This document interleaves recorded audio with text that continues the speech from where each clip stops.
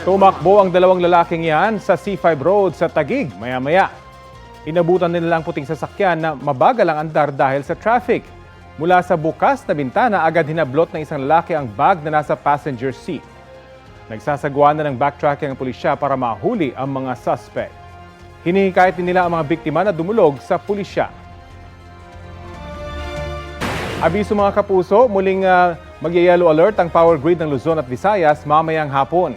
Ayon sa NGCP, simula yan mamayang alas 2 hanggang alas 4 ng hapon sa Luzon grid. 8 oras naman sa Visayas grid simula 1:00 ng hapon. Sabi ng NGCP, ilang planta pa rin ang hindi gumagana o tumatakbo sa mas mababang kapasidad. Itinataas ang yellow alert kapag kapos ang reserbang kuryente sa contingency requirements ng transmission grid.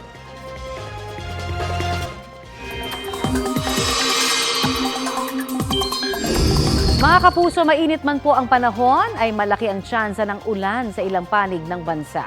Base po yan sa rainfall forecast ng Metro Weather, halos buong northern at central Luzon po ang uulanin sa mga susunod na oras.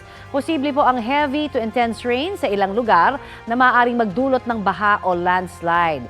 Uulanin din po ang ilang panig ng bansa kasama na ang Metro Manila. Ayon sa Pag-asa, easterlies ang nakakaapektong weather system sa malaking bahagi ng bansa habang umiiral po na shear line naman sa extreme northern Luzon. Pababa na po sa minimum operating level ang tubig sa Angat Dam. Papaano na nga ba ang supply at allocation ng tubig natin? Pag-usapan na po natin yan kasama ang Policy and Program Division Chief ng NWRB, si Engineer Susan Abanyo. Magandang umaga at welcome po sa Balitang Hali. Magandang umaga rin po. Ano po ang plano ninyo sa water allocation para po sa Metro Manila sakali nga ho na malagay sa alanganin yung tubig po sa Angat Dam? Ang naibigay po natin for the month of May 1 to 15 ay 52 CMS at nagpatuloy po ito from May 16 to 31. Full allocation po ang binigay natin sa MWSS na 52 CMS.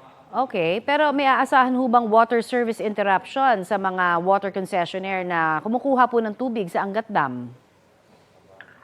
Since alam po natin na full allocation po ito, dapat po wala po, kaya lang nagkaroon po tayo ng pagkakaroon po ng water conservation, katulad po ng MWSS, ang sabi po nila, magbabawas po sila ng pressure sa gabi from 10 to 4.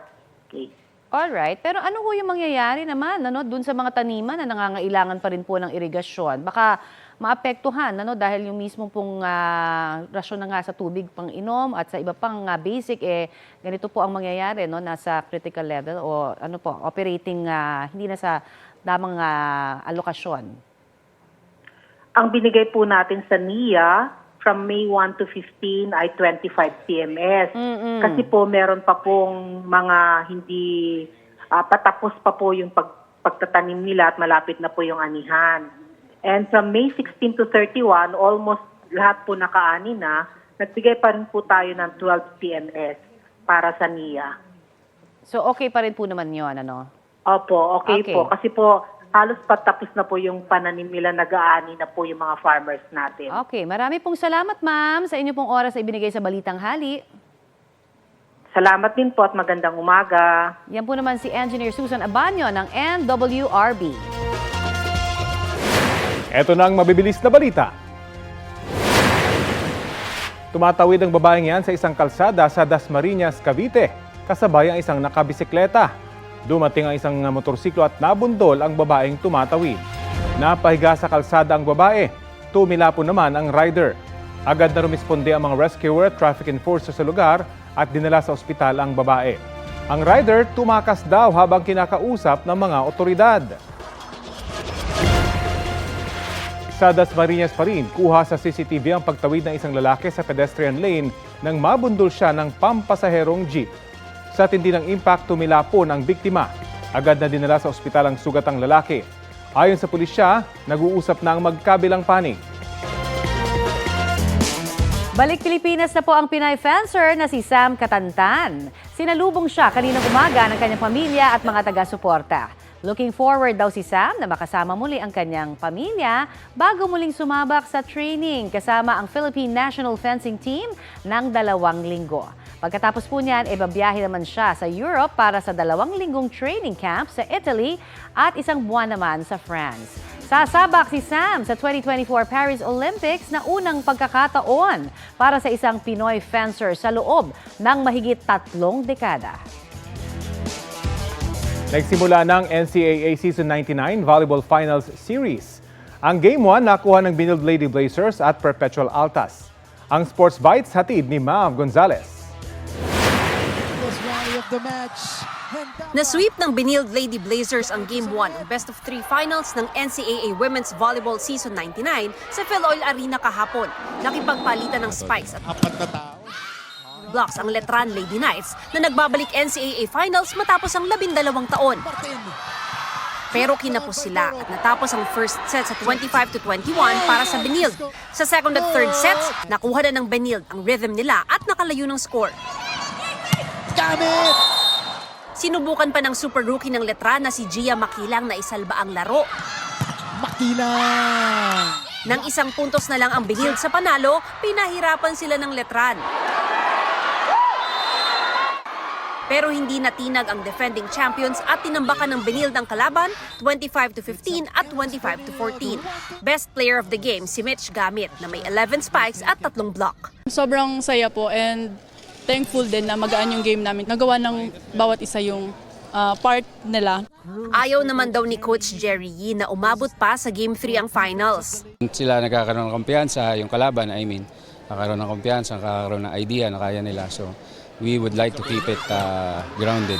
Mga ganyang 3-game series, syempre yung number 1 yung puhunan and then nag-set ka na kumbaga ng tempo for the next games.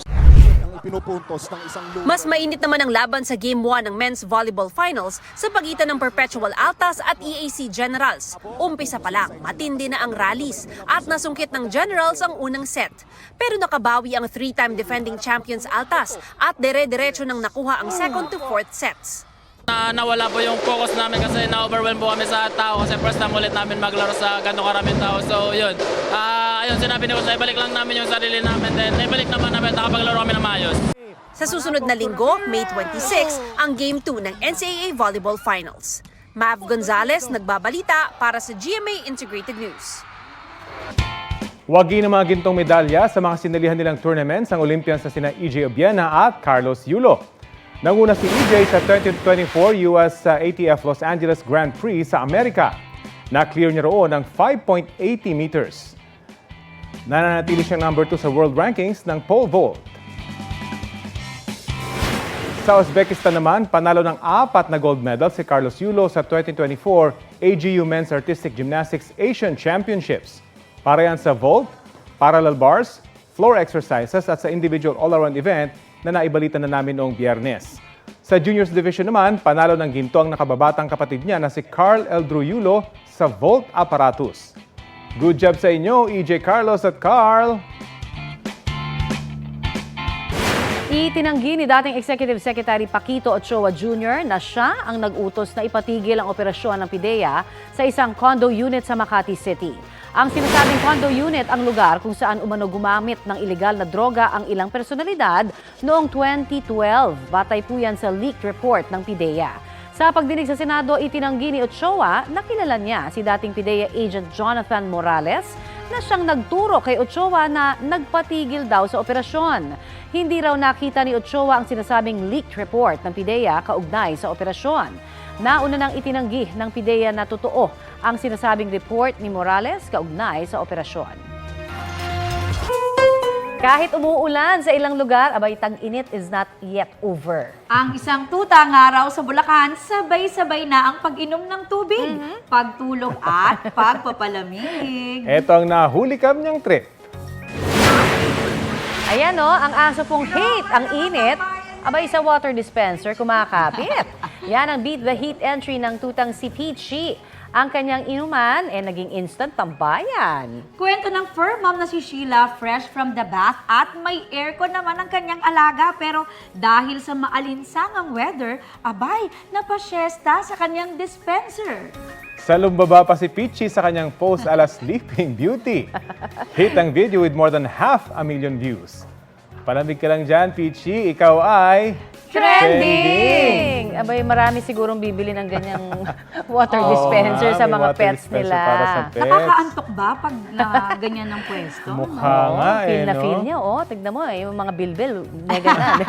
Nakatulog na halos dun sa kanyang dispenser. Oo. Ganyan kainit, no? Oh yes, syempre imagine mo sila nga may balahibo pa. Tayo init na init, At wala. kakaligo lang yan, ha? Hindi sila At may aircon pa. Oo, Social na hindi- social. Mga aso kasi hindi sila nagsisweat Ay, oo. sa katawan. Kaya Sa ang ilong init. lang. Eh, maliit lang yung portion na yun. So, hindi Ayan. sila nakakapagpalamig ika nga. Yes, very good ka dyan ha, yung kanyang fur parent. Correct. Kapuso, para sa mga maiinit na balita, mag-subscribe sa GMA Integrated News sa YouTube.